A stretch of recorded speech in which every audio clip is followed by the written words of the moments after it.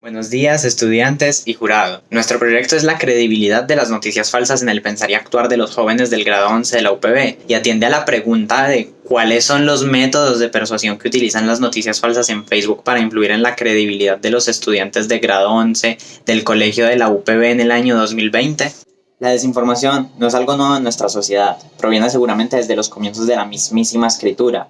La diferencia con respecto al pasado es que con el desarrollo de las redes sociales, la globalización y la internet, esta se ha ido amplificando. En nuestros tiempos, las personas no realizan un proceso de consulta por su cuenta, no verifican la veracidad de los hechos en varias fuentes, y esto los convierte en posibles víctimas de la desinformación por parte de los medios. El pensamiento crítico es fundamental porque impulsa a la humanidad a ser autónoma y crítica sobre lo verídico para seguir adelante. Una sociedad donde la población es consciente de la información y no es capaz de identificar y ser crítico con su alrededor está condenado a ser manipulada por ella, en especial en medios masivos que mueven decenas o cientos de noticias falsas diariamente, como puede ser Facebook, plataforma en la que nos vamos a centrar. Este proyecto se realiza con la finalidad de determinar cuáles son los métodos de persuasión que utilizan las noticias falsas en Facebook que influyen en el pensar y actuar de los jóvenes de grado 11 de la UPB. Las noticias falsas seleccionadas serán estudiadas minuciosamente, destacando sus características comunes entre ellas, para realizar un aporte sobre cuáles predominan en estas, así crear un método para identificar aquellas que producen una influencia directa.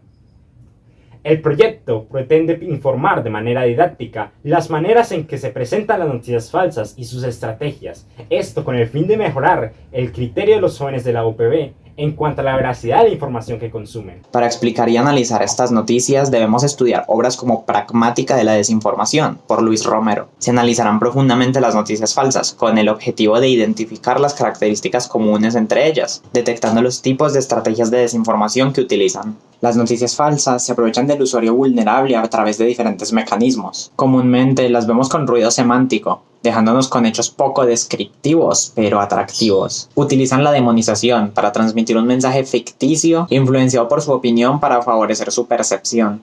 Y son expertos utilizando adjetivos disuasivos para hacer ver sus argumentos seguros y reales. Esto es una investigación pura de enfoque cualitativo. Se utilizará la técnica de encuestas por su adaptabilidad a las necesidades que tenemos planeado satisfacer por el gran muestreo necesario. Esta técnica nos permite analizar y relacionar resultados para realizar conclusiones sobre las características de una persona vulnerable a las noticias falsas, además del grado de influencia que tienen estas. En esta investigación, la población será integrada por 193 estudiantes del grado 11 del colegio de la UPB, sede Medellín, en el año 2020.